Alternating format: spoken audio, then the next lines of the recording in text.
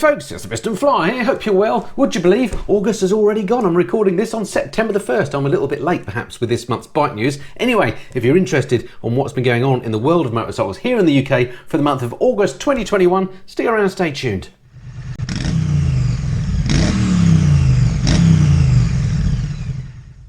So a bit of a special bike news for you. As ever, I've got 5 papers to go through, so grab yourself a brew. This could go on for a little while, so fingers crossed the camera doesn't overheat as it usually does, so stand by for that. I will be bringing you some Parish Notices at the end, what's coming up on the channel, and some news about some changes that are happening to the channel. So if you're a regular viewer, stick around for those as well. And then the other thing I wanted to just mention is, would you believe this is the 5th anniversary of bike news? It's been 5 years since I started doing these monthly updates on bike news from the UK. So thank you for sticking with it. Thank you for watching. These always seem to do quite well. So really chuffed that you enjoy watching these videos. All right, without further ado, let's crack on then with the first paper. It's a while since I read these, so might be a bit of a surprise to me as well as you. Oh, first one here, cool carbon copies. Check this out now. Does this look like a good bike or what? DeBolex unveil limited run of composite clad modified Ducati Monster 1200 S's. Love this name, DeBolex. British customizers DeBolex have finally unveiled a limited run of radically customised bikes based on the Ducati Monster 1200. DeBolex used aluminium bodywork to make moulds from the original bike that they made. They made sort of a test mule, if you like. Then they took moulds for that, so they were able to recreate bodywork in carbon fibre, make more of them. Engines and electronics of the bikes remain untouched, so they're as reliable and easy to live with as the day they left Ducati factory. No comments, please. Subframe is a new single unit milled from aluminium. Tank on the limited run of 25 is now to skin of carbon fibre with a fuel cell sat inside it. To match the new look, there are a few performance upgrades too, including Maxton suspension, Dimag wheels and an SC Project exhaust. I have to say, I think this looks absolutely beautiful. It looks just like a sports bike should look, if you ask me. I think it's lovely. However, there is a sting in the tail, as there always is with this sort of thing. Prices here start from £38,000. 38 grand, one of these splendid looking custom beasts will cost you. Can't remember how much the Ducati 1200 cost, the Monster, but certainly nowhere near that. It's probably about 12, 13 grand, something like that. So yeah, quite a hefty uplift to get your hands on this limited edition custom bike. They're always expensive, these things, but you know, if you've got a lot of money and you're into bikes, why not? Next story here that I've picked out. And people often at the end of these bike news, by the way, often say, oh, you didn't mention such and such or whatever bike. Well, of course, I'm only scanning the newspapers here. There's loads that goes into MCN. If you are interested, then get yourself a subscription. That's what I do to MCN. And then you get these sent through your door every day. It's not too expensive either for a year's worth. I read them cover to cover. I thoroughly enjoyed reading MCN. Anyway, next thing I've picked out here. Pack your bagger, it says here. Great headline. BMW hint that a new big twin based tourer is imminent. Now here we are, we've got some early spy shots and there's some more coming up on this later in bike news, because we've seen some clearer pictures of this. This has no broken cover, but what it says here was more spy shots have come to light showing completely finished versions of BMW's 2 new R18 based baggers. We've mentioned these before. We believe these new bikes could still be a little way off. However, a recent announcement by BMW has indicated we could see the finished machine in a matter of days, and that is true because I think in the next edition we see the finished machine. Inside the fairing you can see a huge TFT dash as well as 4 analogue gauges plus some giant speakers. Both bikes will be powered by the 1802 Boxer Twin, which in R18 form produces 89 brake horsepower and 116 pounds-feet of torque.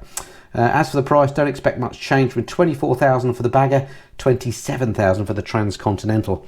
Wow, so the Transcontinental is the one with the big seat on the back and that looks sort of Goldwing-ish, but let's not go there. To me, I just don't like the looks of these, but we'll talk more about those in a minute when we've got the clearer pictures in the next edition. But the other thing I wanted to mention from this page, sad news, Neil Murray, regular columnist in MCN, sadly died last month.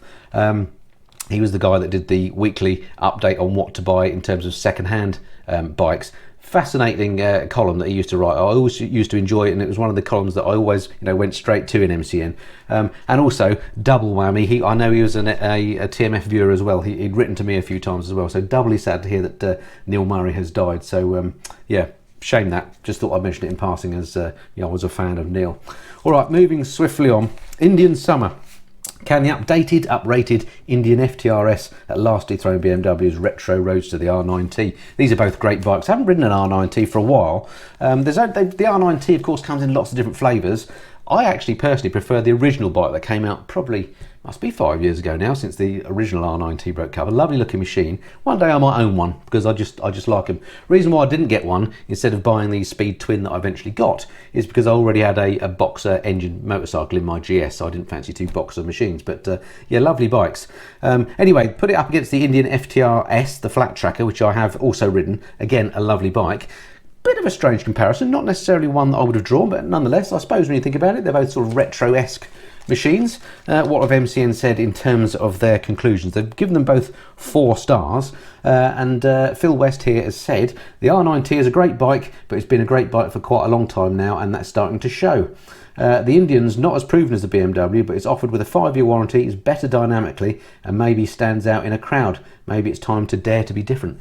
Fair conclusion, actually, I think, by Phil. I mean, at the end of the day, these are the sort of bikes that you buy because you're a hobbyist motorcyclist. These aren't necessarily the sort of bikes that you buy to use every day to commute to work or whatever, although, of course, you can. So with these sort of bikes, I always say buy the one that you like the look of most. You know, whichever one tugs at your heartstrings, that's the one to go for. Because they're both great bikes, but yeah, similar sort of price, 13,695 for the Indian, 13,800 for the R9T. Which one would I go for? I don't know, difficult to say. I think I possibly would go for the Indian just because it is a little bit different and you don't see many around. Not you see that many R9Ts either. One thing I do love about the R9T that I'm glad BMW did, they stuck with retro style clocks with little LCD inserts, and the instruments look lovely on there, classic.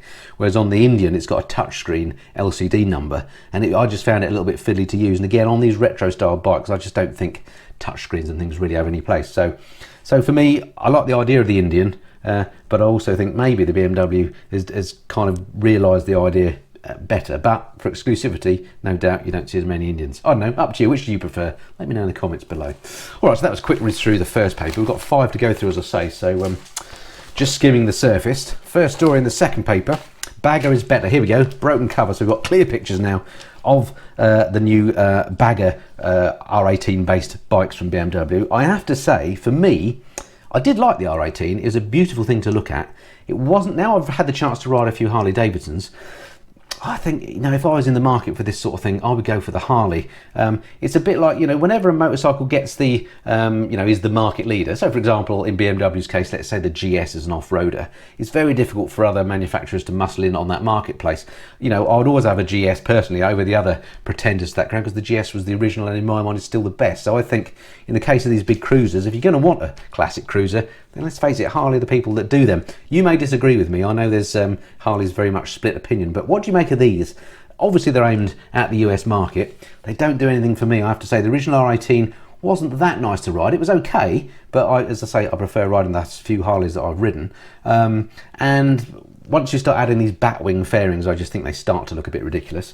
And then the other one, I think it's the Transcontinental that has the armchair at the back, which is more Goldwing-esque. Well, if you're going to go down that route, well, get yourself a Goldwing because those are just fantastic. Clearly, I'm a massive fan of those, having bought one myself. Anyway, let's read some of the highlights here now. It's broken cover. BMW have unveiled now 2 new R18-based Tourers, the R18B Bagger and the R18 Transcontinental Full Dresser.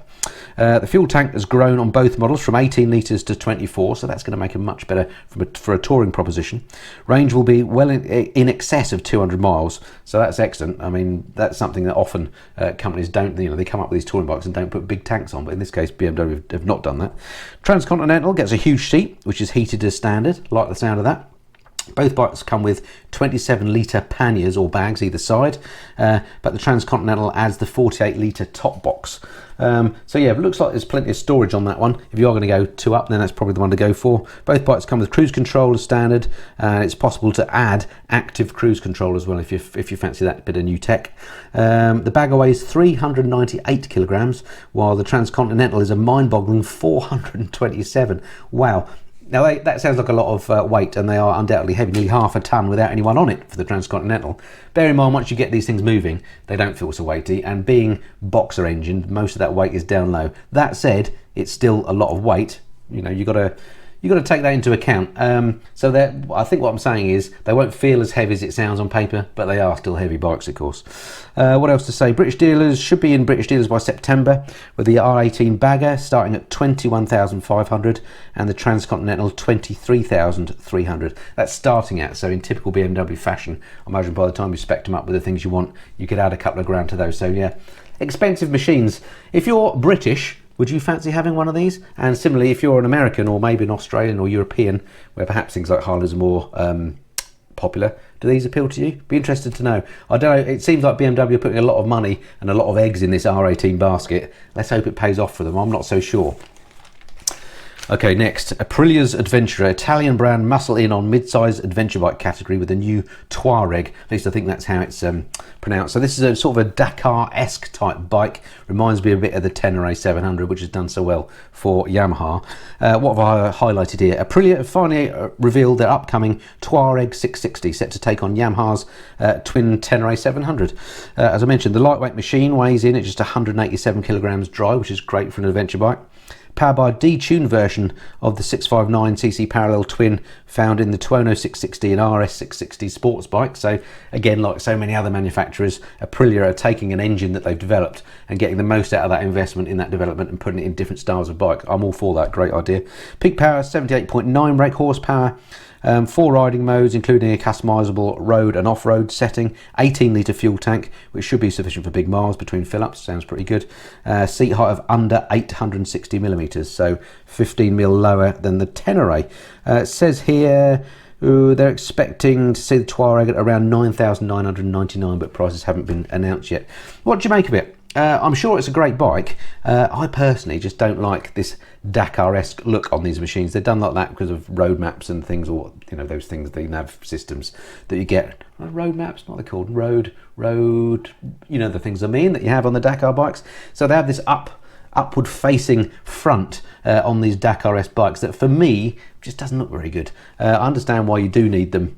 Is it the road book? Oh, road book, isn't it? That's what it's called, yeah. So I understand why you need it if you are in the Dakar, but not necessarily if you're just a normal road rider. Anyway, what do you think to that? Are you into Dakar-looking bikes? I ain't.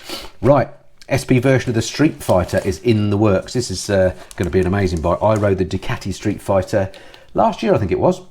I had one for a couple of weeks from Ducati, and I have to say I absolutely loved it. There aren't many bikes that I borrow from manufacturers where I'm disappointed to give them back. You know, all bikes these days, I've said this often, are pretty darn good. Some are better than others, and only very few absolutely grab me and make me think, oh, you know what, I'd really want one of these. Well, the Streetfighter was one of them. I loved it. And if I had space and money in my garage, there would be a Streetfighter in there. Anyway, they come up with a new higher spec version, the SP.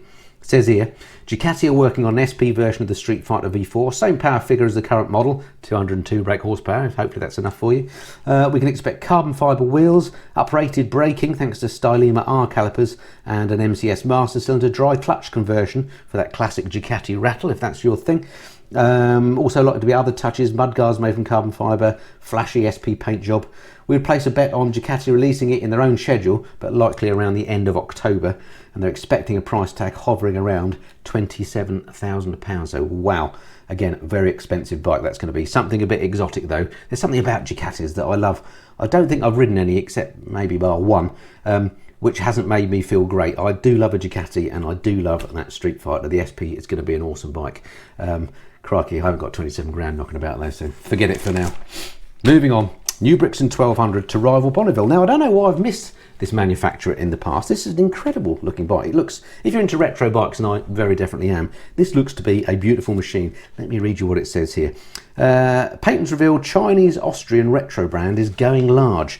The new machine, which has yet to be named, was first shown as a concept in 2019, with Brixton confirming its plans for production in 2020.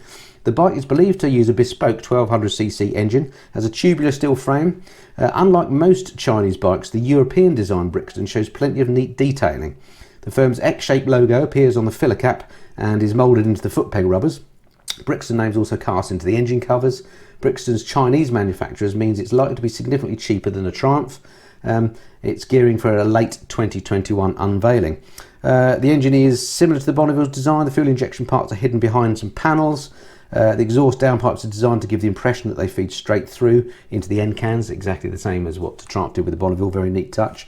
Neatly hidden pipework, and it's got Nissin calipers apparently. And just looking at the picture there, it does look a nice bike, doesn't it? Now I know people say, oh, Chinese built load of rubbish, but you know, lots of major manufacturers build bikes in China now, so let's wait and see what this actually looks like. I'd never heard of the Brixton name, as I say. They're obviously trying to cash in on a bit of Britishness there, which is odd, given they're Austrian-based, it sounds like. They designed it in Austria, by the sounds of it. But anyway, we'll wait and see. Let's hope we get to see these maybe at the NEC this year. The NEC show coming back. I'll talk more about that a bit later. The simple life. Enjoy big horizons for less with these brilliant bargain adventure bikes. Now here they've pitted on the MCN 250 test the Honda CFF300 Rally version against the Royal Enfield Himalayan. Now I've ridden both these bikes. I like both bikes.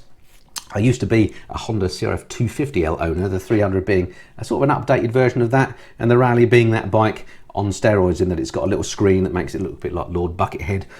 It's got some more fairings and stuff as well, but a great bike. One day I'll get to ride the CRF 300, I'm sure.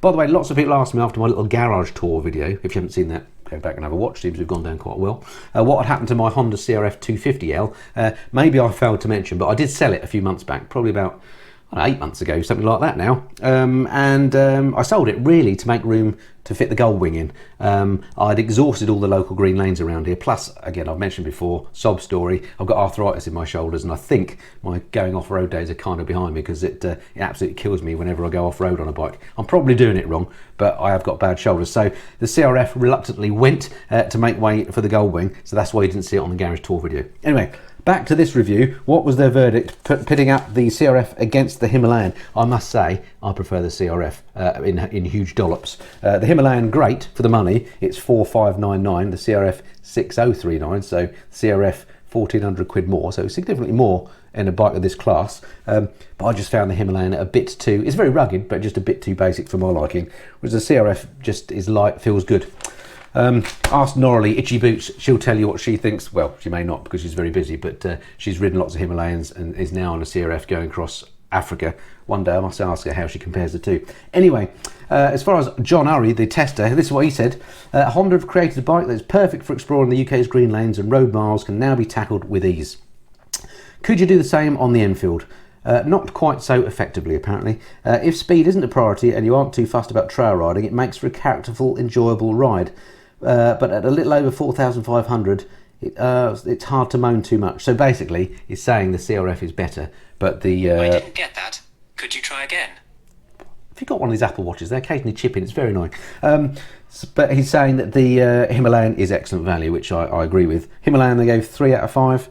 The Honda, they gave 4 out of 5. And yeah, I'd agree with that. Go with the Honda every time. It's a great, great bike. Must try the 300 soon. All right, that's the second one. I found this on the web. How annoying. The phone just won't, the watch won't shut up.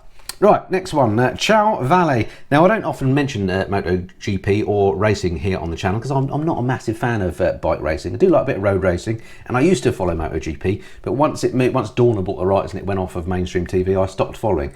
But I couldn't really go by without mentioning that Valentino Rossi has, of course, retired. You won't have missed this, it's been everywhere. Of course, he was in the British Grand Prix this last weekend that's just passed.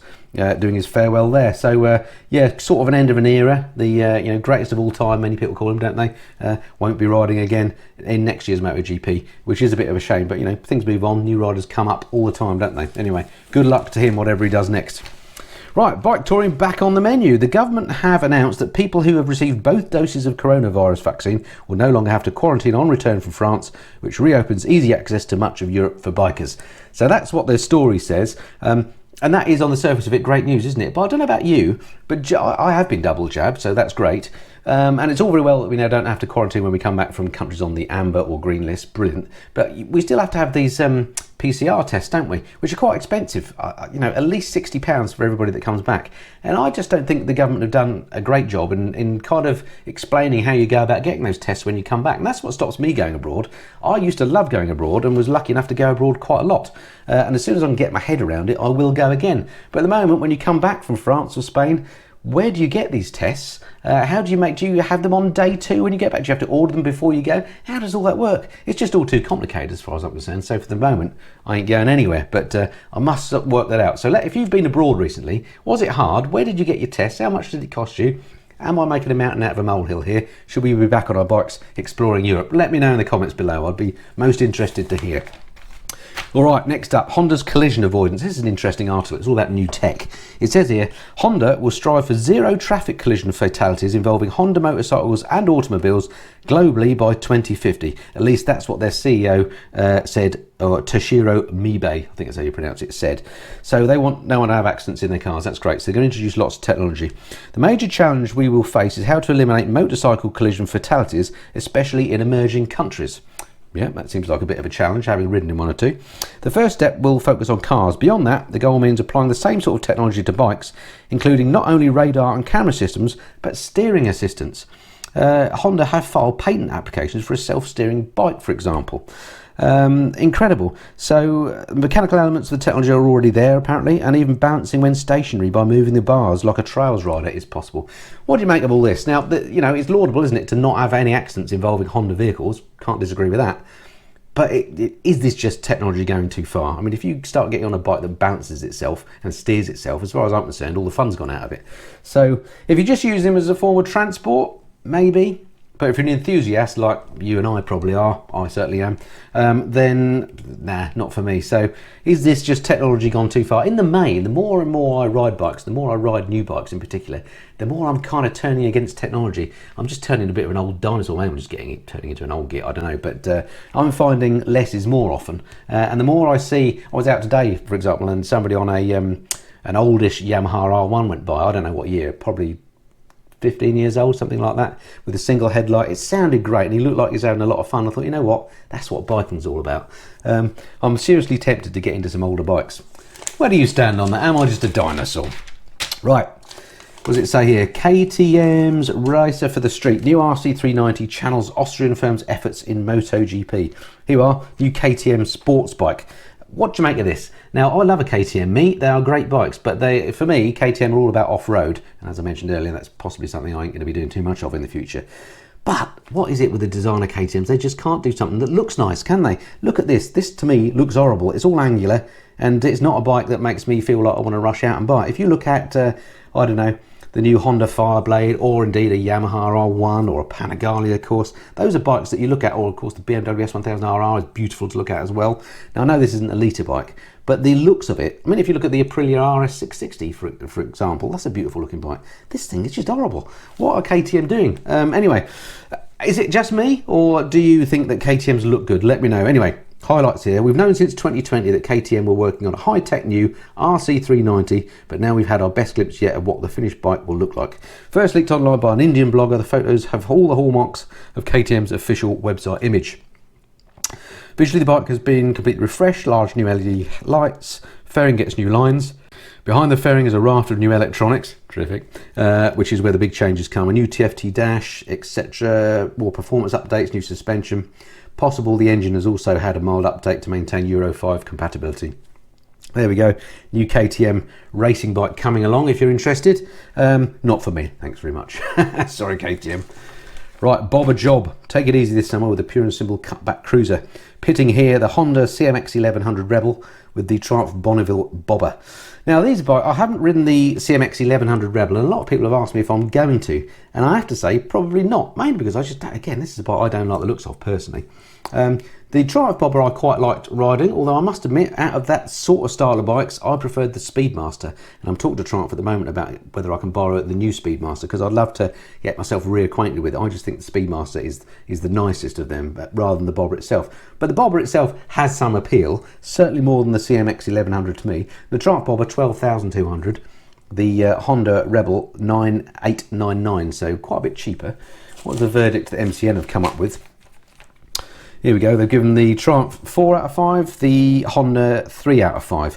For me, the Honda, when I say I don't like the looks of it, this is purely subjective, you may disagree with me, I just don't like that, the way the fuel tank seems to be plonked on top of the frame, just doesn't quite flow right for me, whereas the Triumph does at least look beautiful. Well, beautiful maybe is too strong a word, it looks nice. I didn't find it that comfortable to ride in that feet forward position, which is where the Speedmaster came in a bit better.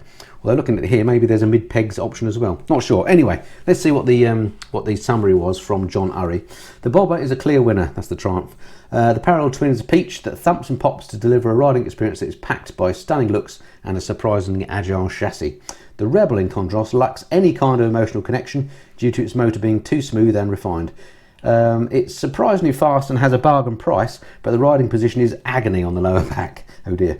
If price isn't ruling your decision, we'd pick Triumph's Bobber every time. So yeah, it seems like me, MCN, prefer the Triumph over the Honda by quite a large margin.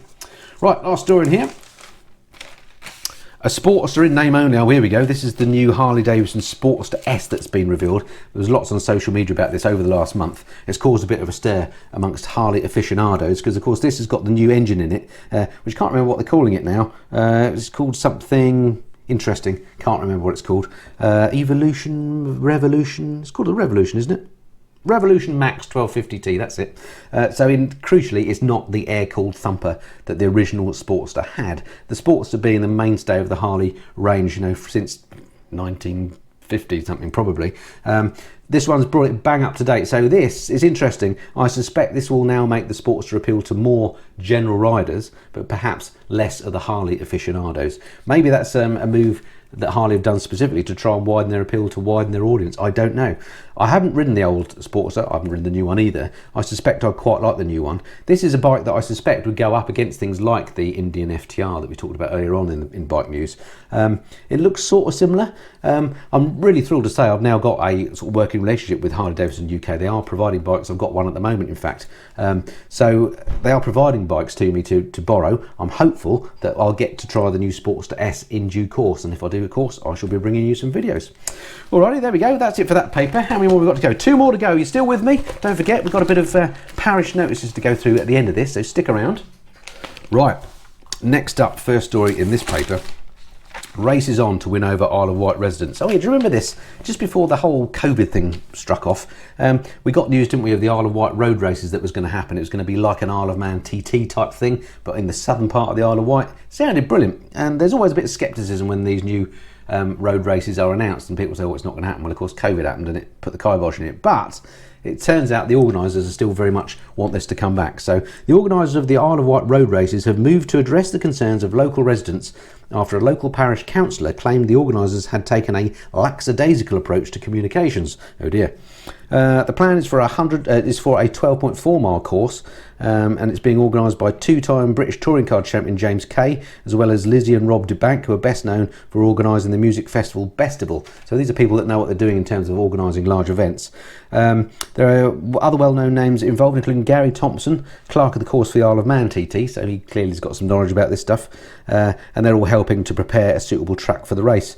The main concern people have is of inconvenience, apparently, such as how do I park my car while the race is on, and basically the parish council is starting to distribute surveys to residents and stuff, asking what they believe the positives and negatives are. So there's a bit of a PR job going on with the locals to make sure that this race does go ahead. It's difficult, isn't it? You know, if you don't live there and if you're not at all interested in motorcycles, you can understand why they wouldn't want this in their backyard. But if you are interested in bikes like we are, then it'd be an amazing thing, wouldn't it? And probably easier to get to than going to the Isle of Man. So I really hope this goes ahead.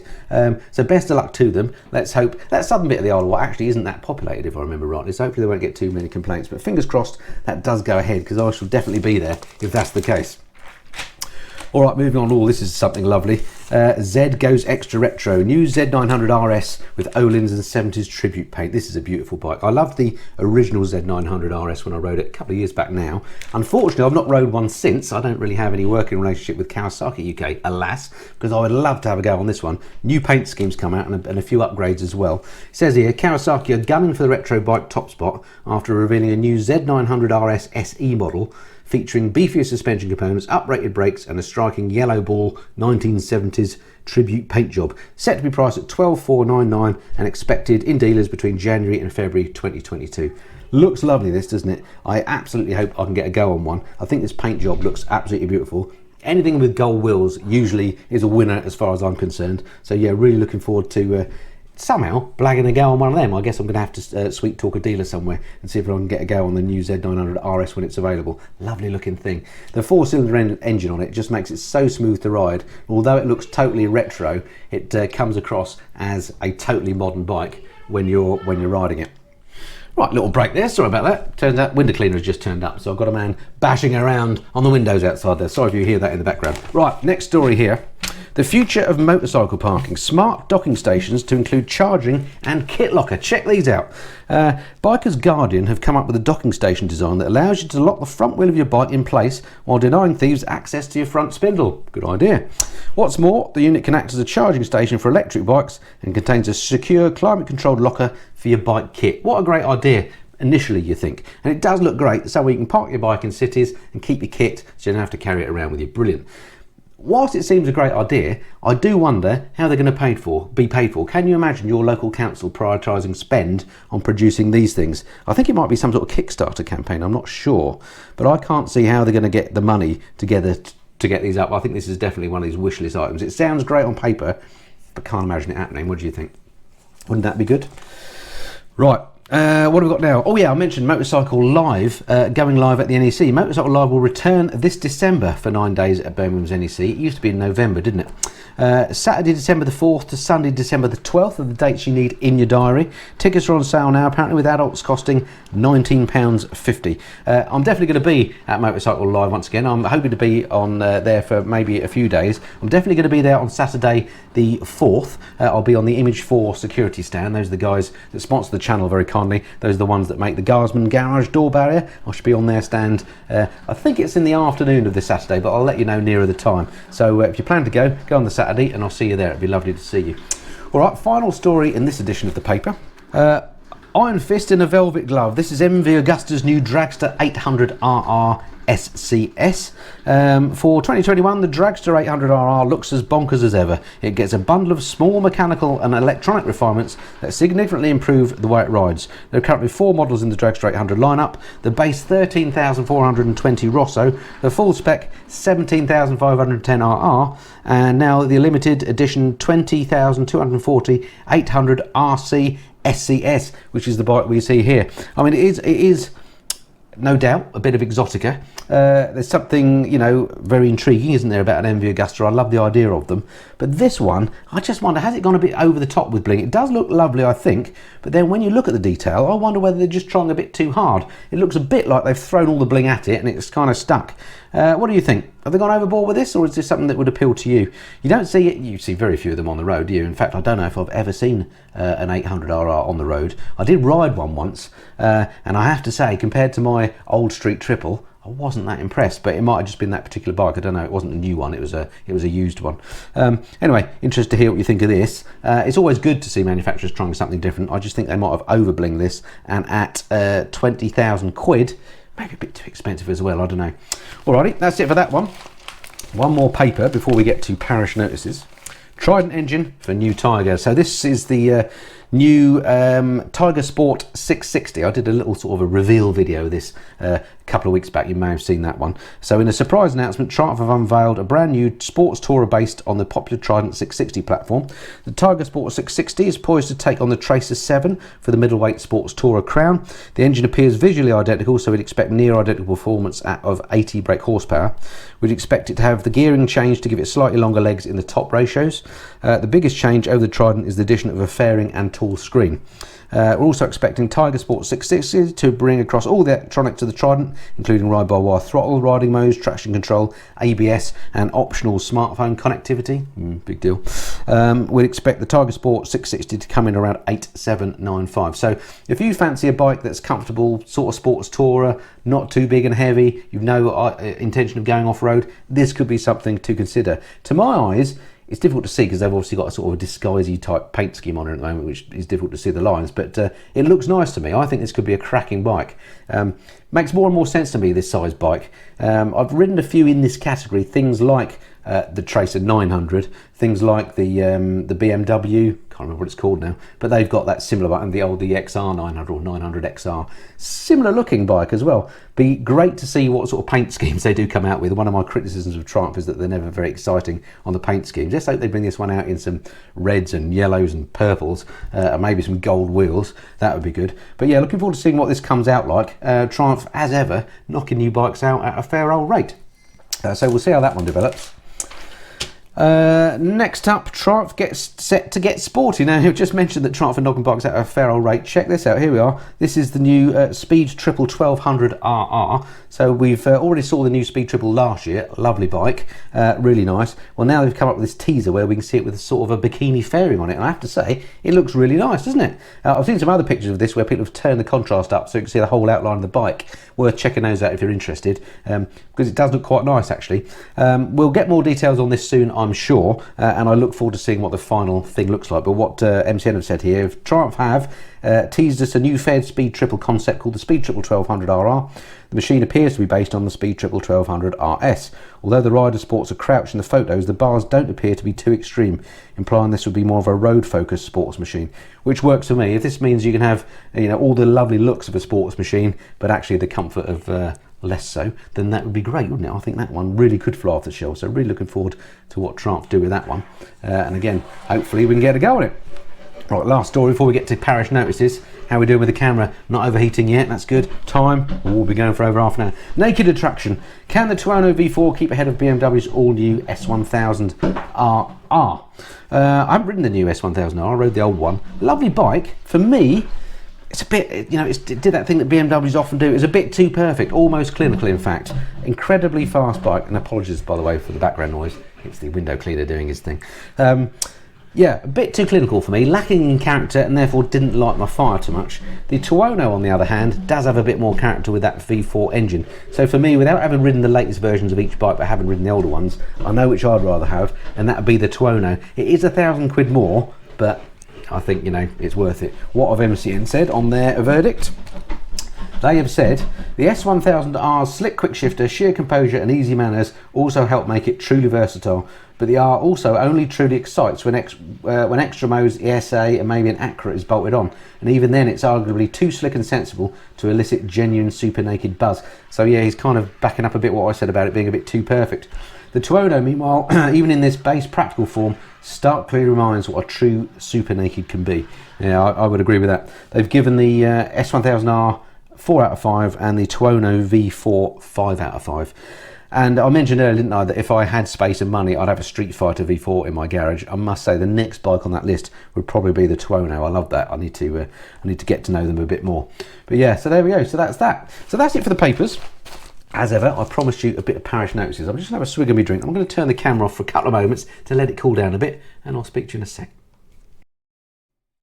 Right, I'm back. Time for some Parish Notices then. Camera hasn't cooled down that much. I decided not to stick it in the freezer this time because that steamed the lens up last time, so it may still pack up. It is feeling, yeah, pretty warm. All right, cracking on then. Parish Notices. A few things that I wanted to let you know about. First off, bit of a change to the way I'm going to be doing video uploads from September the 15th, so in 2 weeks' time. What I'm going to be doing is basically publishing or scheduling a video every Wednesday. So that's when you guarantee I'll be uploading a video. So I will probably do other videos as well during the week, possibly on Saturday. So anything that's topical or new stuff coming out, or maybe the odd live stream, stuff like that, I will do in between. But I guarantee I'll post you something on a Wednesday. The idea is I have been posting 2 videos every week for about the last 8 years. In fact, I used to do more than that, but I'm just finding it means that I don't have enough time to do anything else in my life, and my family and my other pastimes do need a little bit of attention. So sorry about that. So there will be a little bit of a drop in frequency of videos. Hopefully the quality might go up a bit more. I'm going to be a bit more choosy about what I make videos about, but certainly you'll be seeing videos every Wednesday. So stick that in your diary or your calendar. There'll be new TMF stuff coming then. I'm going to be publishing probably at 6 PM, whereas at the moment, up until September the 15th, I publish at 7:15 AM on Mondays and Thursdays. So that's going down to Wednesdays at 6 PM. So look out for that. And we'll see how that goes. If it all goes terribly wrong, I'll go back to doing 2 a week again. But let me know what you think. I've got a bit of a theory that you can post too many videos. If, like me, I'm subscribed to a number of YouTube, not just motorcycle channels, but all sorts of channels. And I find on a Sunday, for example, everybody seems to post their content then, and I just have too much to watch. So I'm just trying to do something a little bit different. We'll see what happens on that. Let me know what you think. Oh, next up, I did mention, do you remember the ABR Festival, Adventure Bike Rider Festival? Went to it this year in June. It was fantastic. I had a great time, and I said I'd see if I could get you some discount on tickets for next year. Well, it's one for your diary. It's going to be on the 24th and the 26th of June in Ragley Hall, and I can indeed get you 5% off the ticket prices. May not sound like much, But the tickets are quite expensive, and every little helps, doesn't it? So if you use the code TMF5, I'll stick it on the screen somewhere, you can get yourself a 5% discount off of the Adventure Bike Rider Festival. Come along, say hello, it's great fun. I shall be there probably. I'll be doing something, maybe a Q&A, something like that again. We'll see. Anyway, so look forward to seeing you there if you can.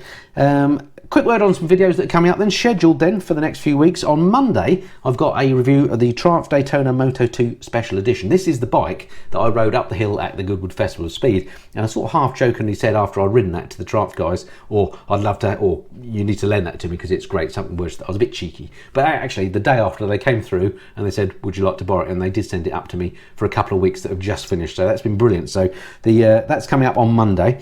Then I've got the new Ducati Monster, a bike that has somewhat passed me by up until now. I took my Panigale to be serviced the other day, and also the check engine light was on, so I had to get that all sorted out. And they gave me as a courtesy bike the new Ducati Monster, so it was too good an opportunity not to build or do a video on that. So there's my first ride review on that coming up next Thursday.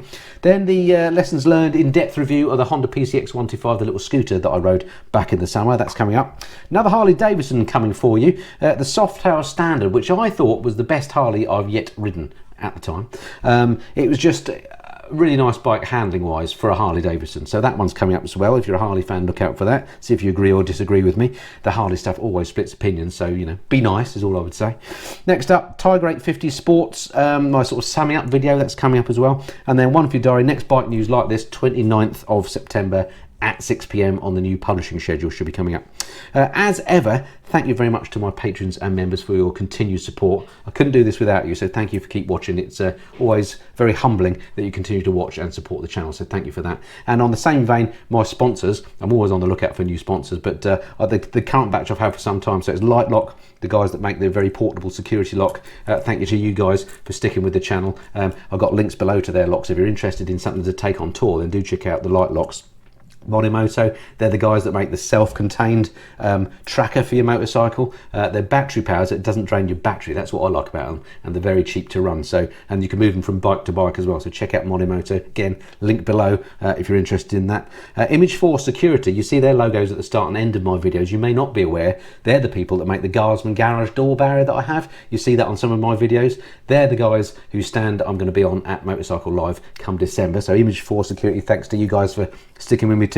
Canary Motorcycle Tours, of course, have been around with me for ages, been through a particularly tough couple of years because of COVID. Of course, their business effectively shutting down for a couple of years. I'm glad to say they are now back in action, and in 2022 they'll be properly launching their Slovenia tours as well. I'm hoping to go out and see them relatively soon, possibly with Mrs. Flora as well, so we'll bring you some more videos from Canary Motorcycle Tours in the not too distant future. We could always do with some sunshine, so give them some love as well. Again, links below. Custom fit guards, of course, with the earplugs I use, very, very comfortable. I can get you discounts on those. Check out the links below. And last but not least, probably my longest sponsor I think now, Speedo Angels. They're the guys that make the screen protectors, particularly good on the modern day TFTs. If you've ever tried to clean a TFT or got one wet, you'll see what a mess they get into, and they're easily scratched. Get yourself a protector from Speedo Angels. Again, discount details link below, and that'll keep that nice and protected. So thank you very much indeed to all my sponsors for your help. Don't forget to follow me on social media as well. I don't mention this very often, but I am quite active on Instagram, Facebook and Twitter, in that order, particularly Instagram. On Instagram, I'm just known as Missenden Flyer, all one word. Check me out there. On Facebook, I'm the space Missenden space Flyer, and on Twitter, I'm the Missenden Flyer, all one word. So it'd be great to see you over on social media. If you do that sort of thing, you'll get sort of a sneak peek, early heads up on the sort of bikes that I'm reviewing, because I tend to post on the days that I'm making reviews, so you'll see what's coming up on the channel. It would be great to see you there. All right, that's it for this time. Hope you've enjoyed that. As ever, stick your comments below. Love to read them. I do read them all, and I try and respond to as many as I can, but don't be offended. I'm not singling you out if I just give you a little thumbs up, which just means I've read it. There may not be an answer to give you, whatever. Anyway, you know how it works. All right, thanks for watching. Look forward to speaking to you again soon. Till then, this has been the Missenden Flyer. Cheerio.